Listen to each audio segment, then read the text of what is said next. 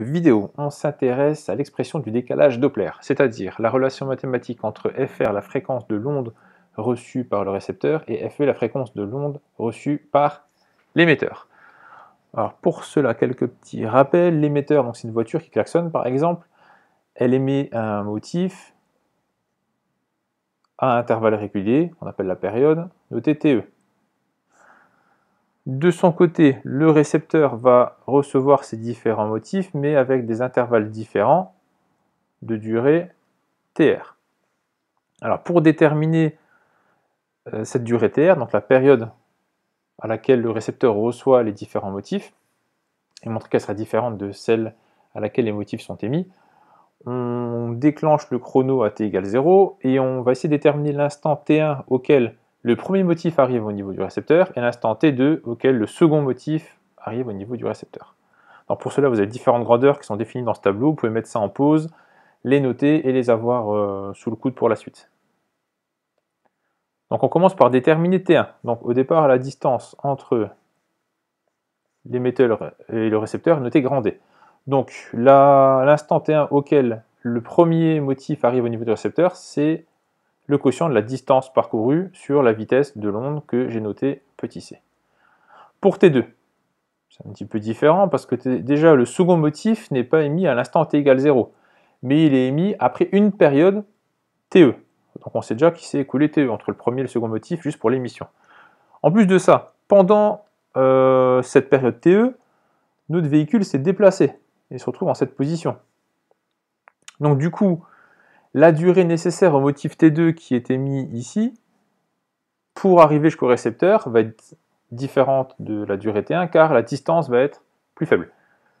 Alors, distance plus faible, que vaut-elle? La distance, cette distance-ci,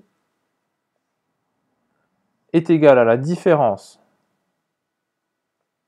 entre la distance grand D, distance totale, et la distance ici parcourue par le véhicule entre les deux émissions. Comme la durée entre deux émissions est TE, la distance parcourue est donc la vitesse du véhicule fois la durée TE. Donc moins V fois TE. Donc là, j'ai noté pour l'instant la distance parcourue, et pour avoir la durée correspondante, je vais diviser simplement par la vitesse de propagation de l'onde, c'est-à-dire petit c. J'ai ainsi déterminé l'instant T2, qui se compose donc de la période TE, car il faut attendre TE après l'émission du premier motif pour avoir le second motif qui soit émis, et en plus de ça, notre voiture ayant déjà avancé, la durée qui lui reste à parcourir, la distance qui reste à parcourir, pardon, va être plus faible, est égale à la distance totale moins V fois TE. Alors j'ai remis ces deux expressions ici, donc la période TR entre la réception de deux motifs successifs par le récepteur est égale donc à T2 moins T1. Donc je vais remplacer simplement T2 et T1 par leurs expressions.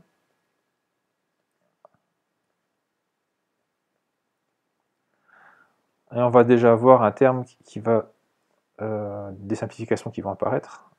On voit le terme D sur C ici qui va disparaître. Je vais décomposer mon quotient central, ce sera plus simple pour vous, plus visible en tout cas. TE sur C moins D sur C, donc on a les D sur C qui s'en vont, au revoir et au revoir, et il nous reste donc TE facteur de 1 moins V sur C, ou TE facteur de C moins V sur C. Donc déjà, si on regarde juste au niveau de l'homogénéité, C moins V sur C, on a des mètres par seconde divisé par des mètres par seconde, donc le quotient est sans unité, on a bien une période ici, une période à gauche, donc il y a des chances qu'on ne soit pas trompé, complètement. Alors nous, ce qui nous intéressait, c'était les fréquences, pardon, on a les périodes pour l'instant, on va s'intéresser aux fréquences, donc je vais effacer ça. Et à partir de TR et de TE, on trouve les fréquences simplement en prenant l'inverse, donc finalement on va tout inverser. Donc l'inverse de TR, ça va devenir FR, la fréquence reçue, l'inverse de TE, ça va devenir FE, et l'inverse des C-V sur C, ça va devenir C sur C-V. Et on retrouve l'expression du décalage Doppler avec une fréquence reçue qui est égale à la fréquence émise fois ce facteur C sur C-V. Si on réfléchit un petit peu sur la valeur de ce facteur, de ce quotient, C sur C-V, alors c'est un quotient qui qui a une valeur supérieure à 1, ce qui veut dire que la fréquence reçue est donc supérieure à la fréquence émise.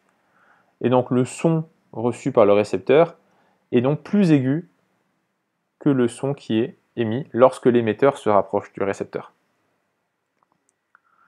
Alors un petit retour pour synthétiser un peu ce qu'on a fait. Donc si vous voulez refaire cette démonstration que vous devez être capable de faire en terminale en spécialité physique, pardon. Donc il faut d'abord bien schématiser la situation avec l'émetteur, le récepteur et les différentes grandeurs que vous avez dans le tableau initial. Ensuite, il faut déterminer T1. Donc T1, ça se fait assez facilement. Puis T2, en ayant bien en tête que notre véhicule s'est déplacé, donc la distance qui reste à parcourir pour le second motif est différente. Donc erreur à ne pas faire là-dedans, c'est faire attention aux distances, qui ne sont pas les mêmes pour T1 et T2, ainsi qu'aux vitesses, la vitesse du véhicule V et c'est celle de l'onde sonore. Et ensuite on écrit TR égale T2 moins T1, puis on se tourne vers les fréquences et on obtient le résultat recherché. Voilà, n'hésitez pas à réessayer en reprenant la vidéo depuis le départ, en coupant le son même, en faisant des pauses, et reprenez la procédure simplement et vous devriez y arriver rapidement. Bon courage!